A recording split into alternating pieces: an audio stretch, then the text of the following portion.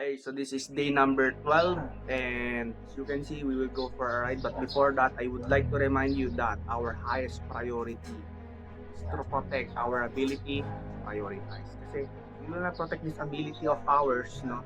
Ano mangyayari? These opportunities and options are being presented to you. Ano mangyayari? If the option A seems good, option B seems good, option C seems good, try mo yan. And the process of prioritizing is you have to explore your options. Like hindi yung, "Uy, ang ganda nito, pasukin ko 'to. Uy, ang ganda nito, pasukin ko 'to. Uy, ang ganda nito, pasukin ko 'to." You have to explore muna. Ano ba yung mga options ko? Tignan mo muna lahat. And you have to evaluate the options one by one. You have to check it, evaluate it from being good to being great, right? And number three is to discern yung mga options. Discern from vital few. Ibig sabihin ng vital few, ano yung mga bagay o options dyan na hindi masyadong tinitignan, pero maganda siya, great siya. Options, maganda siyang opportunity. Sobrang ganda niyang opportunity pero hindi napapansin. Vital few. From the trivial many. You have to discern your options from vital few to trivial many. Ibig sabihin ng trivial many, ito yung, kunwari, option A, is good. Kung nakita ng marami, uy, ang ganda nito, pasok tayo lahat dito. Okay? Lahat na kayo, yun na yung ginawa. And, because they don't have the ability to prioritize, hindi nila ginawa yung pag-evaluate, o pag-explore, ng kanilang options, and pag-evaluate ng mga kanilang options. And hindi din nila discern yun. Sa, uy, ang ganda nito, ito pasukin natin.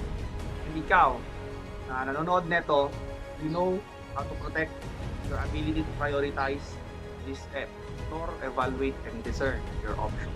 That way, you can find and focus to the things that is important and align to your long-term goals.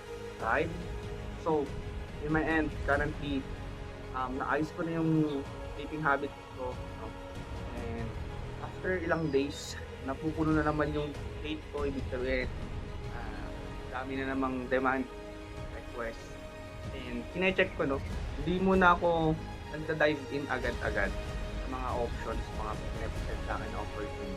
Kung meron sa akin isang client na willing magbayad ng ganito kamahal, pero tinanong ko sarili ko, is this for long term?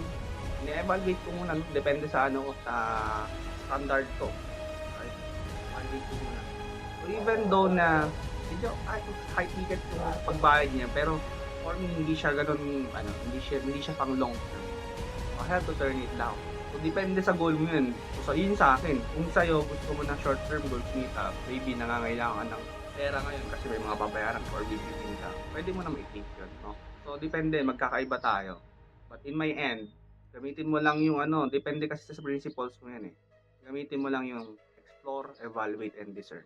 And you will find the most important thing that you have to do this day. Be formidable.